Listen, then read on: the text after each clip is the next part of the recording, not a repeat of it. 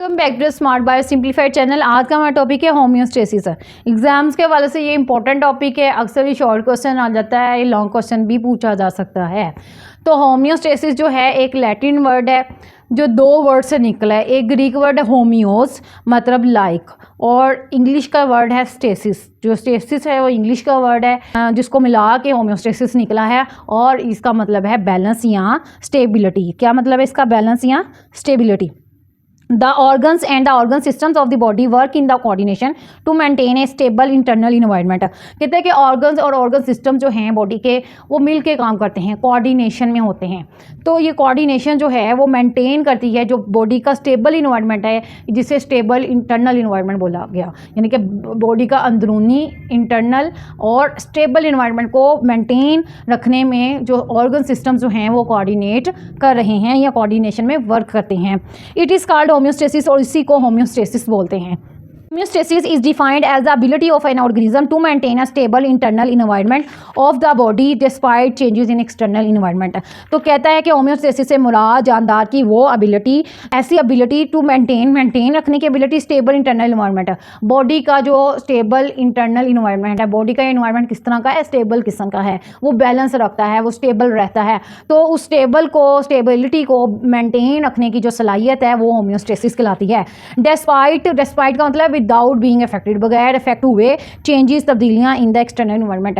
तो बाहर की जो तब्दीलियां हैं, बाहर के माहौल की जो तब्दीलियां हैं, उससे अफेक्ट हुए बगैर जो बॉडी की जो सलाहियत होगी, जानदार की सलाहियत इन्वायरमेंट को स्टेबल, इंटरनल इन्वायरमेंट को स्टेबल रखने की, उसको कायम रखने की, उसे हम कहते हैं होम्योस्टेसिस। एग्जाम्पल्स, नेक्स्ट आप हेडिंग देंगे एग्जाम्पल्स, ठीक है। तो examples of the homeostasis include regulating the temperature, blood pressure, blood sugar and pH level. तो होम्योस्टेसिस के कुछ एग्जांपल हैं, जैसे टेम्परेचर को बैलेंस रखना, रेगुलेट रखना, ब्लड शुगर को बैलेंस रखना, ब्लड प्रेशर को बैलेंस रखना, और पीएच लेवल्स को जो है बैलेंस रखना। तो इन सब की रेगुलेटिंग किसकी एग्जाम्पल्स हैं? होम्योस्टेसिस की मिसालें हैं। तो नॉर्मल टेम्परेचर जो होता है वो 38 डिग्री सेंटीग्रेड होता है बॉडी का। जो नॉर्मल ब्लड प्रेशर होता है वो 80 से 120 होता है। ब्लड शुगर और पीएच लेवल जो होता है वो नॉर्मल कितना होता है? 7 होता है। पीएच का मतलब होता है कंसंट्रेशन ऑफ हाइड्रोजन। हाइड्रोजन एक ऐसा एलिमेंट है, अगर उसकी कंसंट्रेशन कम हो जाए तो बहुत ज़्यादा एसिडिक इन्वायरमेंट हो जाएगा, यानी कि इन्वायरमेंट की जो नेचर है वो एसिडिक हो जाएगी। और अगर बहुत ज़्यादा पीएच हो जाए तो वो बहुत ज़्यादा बेसिक इन नेचर हो जाएगा। तो इसको आप आगे डिटेल से एंजाइम्स वाले चैप्टर में पढ़ेंगे। तो होप सो आपको यहाँ तक अंडरस्टैंडिंग हो चुकी होगी। तो चैनल पे नए हैं तो चैनल को सब्सक्राइब कर दें। नेक्स्ट है इंपॉर्टेंस ऑफ होम्योस्टेसिस। अब ये जो रेगुलेशन है या बैलेंस है या स्टेबिलिटी जो है की सलाहियत है, उसकी जो अहमियत हम पढ़ेंगे। क्या इंपॉर्टेंस का मतलब बताया था? Having crucial value on other things, यानी दूसरी चीज़ों पे कितनी कि इसकी क्रूशियल वैल्यू है वो हम देखेंगे। Homeostasis plays a vital role in supporting overall health and wellbeing. Homeostasis कहता है कि ओवरऑल जो हेल्थ है बॉडी की, ऑर्गेनिज्म की, और वेलबींग यानी सही रहने की। वेलबींग का क्या मतलब होगा? अच्छा रहना, सही रहने की जो ओवरऑल जो हम देखते हैं उसमें सपोर्टिंग कौन कर रहा है? होम्योस्टेसिस। होम्योस्टेसिस ही एक ऐसी एबिलिटी है जो कि ओवरऑल हेल्थ में क्रूशियल रोल या वाइटल रोल प्ले कर रही है, उसको सपोर्ट कर रही है, सपोर्ट करने में उसका वाइटल रोल है। फॉर एग्जाम्पल अब यहाँ पे कुछ मिसालें हैं। पहली नंबर 1 है each cell is sophisticated machine that plays a precise role within the body।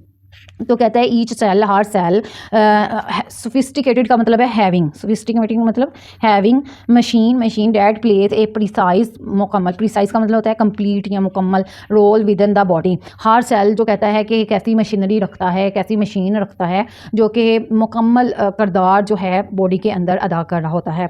The proper functioning of cell is possible only when the extra cellular condition such as temperature, pH and concentration of salts, glucose and oxygen are kept in normal range. कहता है कि जब cell ने proper functioning करनी होती है वो तभी पॉसिबल होगी, इज़ पॉसिबल ओनली, सिर्फ तब पॉसिबल होगी, सिर्फ तब मुमकिन होगी जब extra cellular conditions, extra cellular cell के बाहर, एक्स्ट्रा सेलुलर यानी ये सेल के बाहर जो है क्या हो, ये जो कंडीशंस हैं, temperature, pH, concentration of salts, नमकियात की कंसंट्रेशन, नमकियात की जो है मिकदारें, ग्लूकोज यानी शुगर, एंड ऑक्सीजन और O2 are kept in normal range. अगर ये चीज़ें नॉर्मल में रहेंगी, सेल से बाहर ये क्या करेंगी? नॉर्मल रहेंगी, जिससे हमने क्या कहा? Extra cellular conditions. तो ही सेल जो है वो प्रॉपर फंक्शनिंग कर सकेगा। Second when we do hard work, जब हम कोई मेहनत वाला काम करते हैं, आवर मसल्स प्रोड्यूस हीट, हमारे मसल जो हैं वो हीट प्रोड्यूस करते हैं। That raises the body temperature, उससे बॉडी टेम्परेचर क्या हो जाता है, राइज हो जाता है, रेज हो जाता है, यानी बढ़ जाता है। इन सच कंडीशन, ऐसी कंडीशन में the temperature regulating centre in the brain send message to the sweat glands. कहता है ऐसी सिचुएशन में जो टेम्परेचर रेगुलेटिंग सेंटर है ब्रेन में, जो ब्रेन का पार्ट टेम्परेचर को रेगुलेट कर रहा है, टेम्परेचर को बैलेंस में रख रहा है, उसे हमने नाम दिया टेम्परेचर रेगुलेटिंग सेंटर।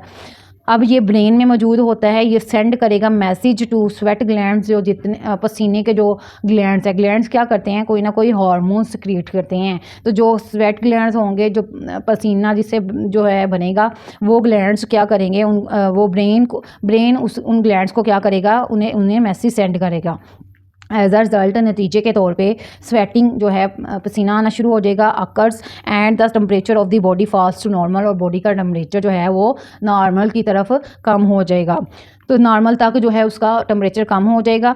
तो नेक्स्ट है when the body temperature fall, जब बॉडी टेम्परेचर वो कम हो जाता है, ठीक है, temperature regulatory centre send message to the muscles. अब वही सेंटर जो पहले हमने पढ़ा है ब्रेन में, जो टेम्परेचर रेगुलेटिंग सेंटर होगा, वो मसल्स को जो है वो क्या करेगा, मैसेज सेंड करेगा। एज अ रिजल्ट, नतीजे के तौर पे shivering occurs to generate heat, और शिवरिंग यानी कांपने से क्या होगी, हीट जनरेट होगी। ये देखें, बॉडी का टेम्परेचर राइज था, 37 से अबव था, तो क्या हुआ, स्वेट ग्लैंड्स ने सक्रीट किया स्वेट यानी पसीना, और स्वेट एवेपोरेट्स, जब पसीना जो है वहाँ से जो है एवेपोरेट होगा, उड़ जाएगा बन के, heat is lost from the body, और बॉडी से हीट भी लॉस्ट हो जाएगी, ख़त्म हो जाएगी, और फिर बॉडी का टेम्परेचर 37 तक जो है वो गिर जाएगा। अब ये बॉडी का फिर जब ये 37 पे आएगा तो ये क्या हो जाएगा, ये नॉर्मल बॉडी टेम्परेचर हो जाएगा।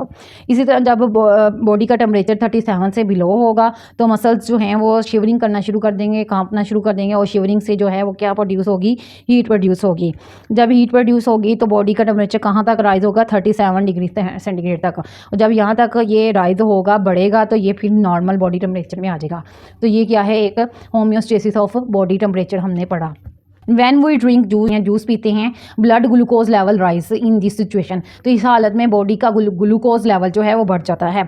तो pancreas releases a hormone insulin in the blood, तो पंक्रियाज क्या करते हैं, इंसुलिन जो है वो ब्लड में एक हार्मोन रिलीज़ करते हैं जिसका नाम है इंसुलिन, और the hormone lowers the blood glucose level to normal, तो जो हार्मोन है वो ब्लड ग्लूकोज लेवल को जाके नॉर्मल तक कम कर देगा। When we do the hard exercises, जब हम हार्ड एक्सरसाइज करते हैं, जो वो सख्त कोई किस्म की जो है वर्जिश करते हैं, our muscles need more oxygen, तो हमारे मसल्स को जो है वो ज़्यादा ऑक्सीजन की ज़रूरत होती है।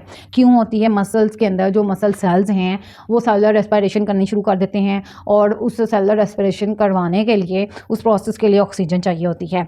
इन सच कंडीशन, ऐसी हालत में the rate of the breathing and heart beat are increase, इस हालत में क्या हो जाता है कि सांस लेने का अमल तेज़ हो जाएगा, हार्ट बीट तेज़ हो जाएगी, मतलब कि सांस लेने में क्या है, O2 इनटेक की जा रही है, जल्दी जल्दी से वो जो है लंग्स में जा रही है, और वहाँ से वो जल्दी से जल्दी कहाँ जा रही है, हार्ट की तरफ जा रही है, ताकि ऑक्सीजनेटेड ब्लड बनाया जा सके, और इस तरह से हार्ट बीट और ब्रीथिंग क्या हो जाएगी, इंक्रीज़ हो जाएगी। Accelerated breathing and heart beat, जो भरी हुई ब्रीथिंग है या हार्ट बीट है जिसको एक्सेलरेट किया गया है, बढ़ाया गया है थ्रू हार्ड एक्सरसाइज, वो सप्लाई करेगी more oxygen and food to the muscles for continuous work. अब वो जल्दी जल्दी ऑक्सीजन और फूड जो है वो क्या है, मसल्स को प्रोवाइड करेगी, सप्लाई करेगी, ताकि वो कंटिन्यूस वर्क करता रहे, अपना काम जो है उसको जारी रखे।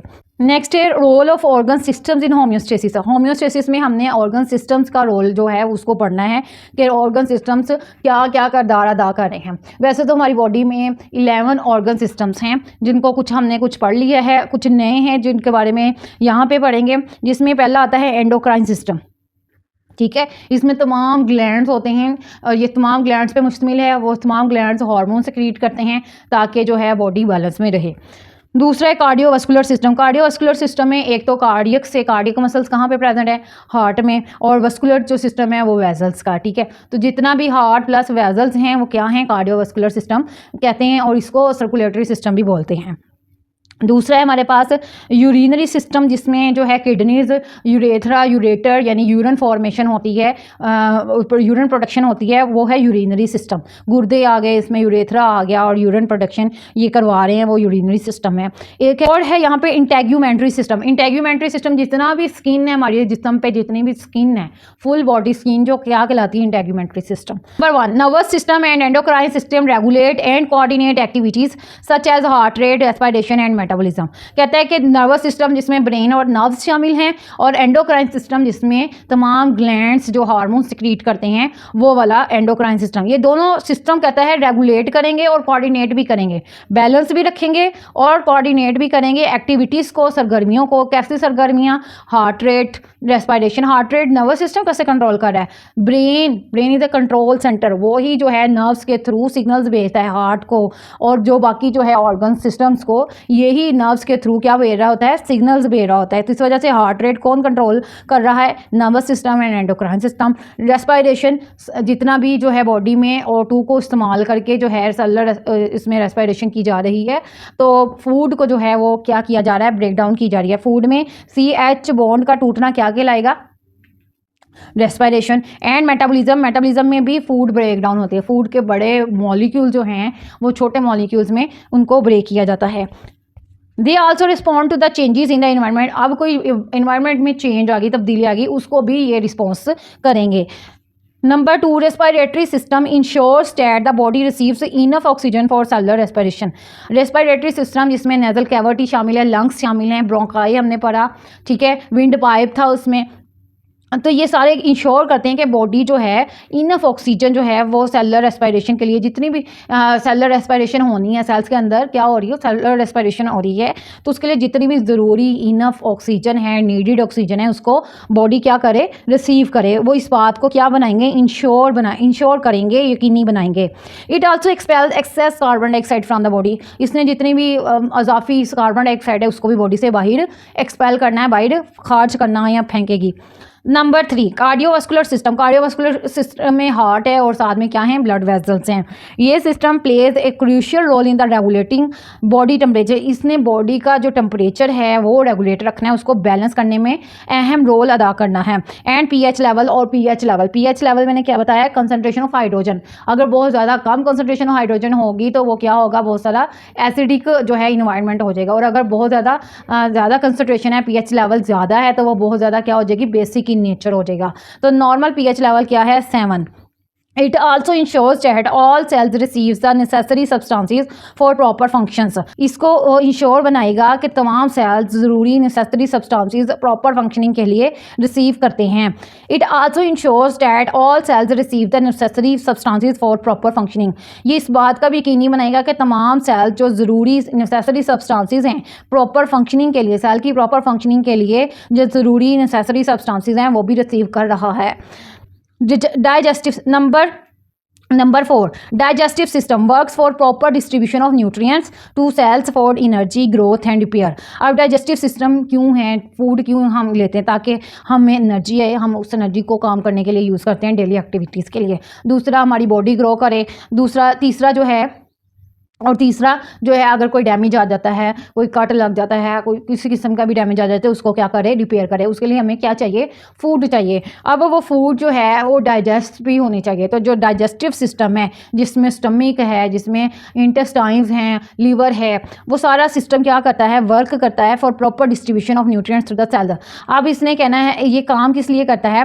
डाइजेस्टिव सिस्टम काम करता है फॉर प्रॉपर डिस्ट्रीब्यूशन, प्रॉपर तरीके से तकसीम of nutrients to the cells को जो है वो न्यूट्रिएंट्स जो हैं, न्यूट्रिएंट्स क्या बताया था? न्यूट्रिशन में जितने खुराक में मौजूद जितने भी ज़रूरी एलिमेंट्स हैं वो न्यूट्रिएंट्स हैं, और न्यूट्रिएंट्स की जो प्रॉपर डिस्ट्रीब्यूशन है, सही तरीके से तकसीम है, उसके लिए डाइजेस्टिव सिस्टम काम करता है। फॉर सेल एनर्जी, सेल की एनर्जी के लिए जितने न्यूट्रिएंट्स चाहिए, ग्रोथ के लिए और रिपेयरिंग के लिए जितने भी ज़रूरी न्यूट्रिएंट्स हैं, उसकी प्रॉपर डिस्ट्रीब्यूशन के लिए डाइजेस्टिव सिस्टम काम करता है। Number 5, muscular and skeletal system. अब जो मसल्स हैं स्केलेटल सिस्टम के साथ मिलकर काम करते हैं। तो जितना भी मस्कुलर और स्केलेटल सिस्टम्स हैं help to maintain body posture, इससे बॉडी पोस्चर मेंटेन रहता है, ठीक है। सपोर्ट मिलती है बॉडी को एंड मूवमेंट, और हम मूवमेंट भी इन्हीं दो सिस्टम्स की वजह से करते हैं। Muscular skeletal and skeletal system किस में क्या मेंटेन करने में हेल्प करता है? बॉडी पोस्चर में, सपोर्ट में एंड मूवमेंट में। Number 6 urinary system, urine production वाला जिसमें किडनीज इन्वॉल्व हैं, उसमें कहता है एलिमिनेट यूरिनरी सिस्टम, जिसमें किडनीज और जो है यूरेथ्रा और यूरिन प्रोडक्शन होती है। एलिमिनेट यानी निकालते हैं waste material from the body से जितने भी फालतू मादे हैं, फालतू जो है चीज़ें, उनको एलिमिनेट करते हैं। उनको एलिमिनेट कर जितने भी फालतू मवाद हैं उसको बॉडी से एलिमिनेट करते हैं। It also regulates water and salt balance in the body tissues. अब रीजनल इनका जो इनका ओरिजिनल फंक्शन है ना, वो यही है कि ये वाटर को क्या कर रहे हैं? रेगुलेट कर रहे हैं। वाटर और साल्ट को बॉडी टिश्यूज़ में जो साल्ट और वाटर का जो बैलेंस है उसको मेंटेन कर रहे हैं, उसको जो है स्टेबल रख रहे हैं, रेगुलेट कर रहे हैं। इन दिस वे, इस तरीके से इट मेंटेन्स ब्लड वॉल्यूम, इससे जो ब्लड वॉल्यूम है वो जो इंक्रीज उसको इन दिस वे, इस तरीके से इट मेंटेन्स ब्लड वॉल्यूम, ये ब्लड वॉल्यूम को मेंटेन करते हैं, ब्लड प्रेशर को मेंटेन रखेंगे और पीएच लेवल्स को भी क्या करेंगे? मेंटेन रखते हैं। Integumentary system acts as a barrier to the protect the body from the external factors. अब जितने भी एक्सटर्नल से चीज़ें आ रही हैं, फैक्टर्स हैं, वहाँ से बॉडी को बचाने के लिए बैरियर के तौर पर काम करेगा इंटेग्यूमेंट्री सिस्टम। तो इंटेग्यूमेंट्री बैरियर के तौर पर बॉडी को प्रोटेक्ट करेगा फ्रॉम द एक्सटर्नल फैक्टर्स, यानी बाहर के जो अवामिल हैं, ऊंच नीच टेम्परेचर में या कुछ भी, ठीक है। It also helps to regulate the temperature, इसने टेम्परेचर को भी रेगुलेट रखने में मदद करनी है थ्रू द स्वेटिंग करके। स्वेटिंग कहाँ से हो रही है? स्किन से होती है, स्किन पे स्वेटिंग होती है, तो स्वेटिंग के थ्रू टेम्परेचर बैलेंस कौन रखेगा? इंटेग्यूमेंट्री सिस्टम इन्वॉल्व है। तो टेम्परेचर बैलेंस रखने में कौन मदद कर रहा है? Integumentary system.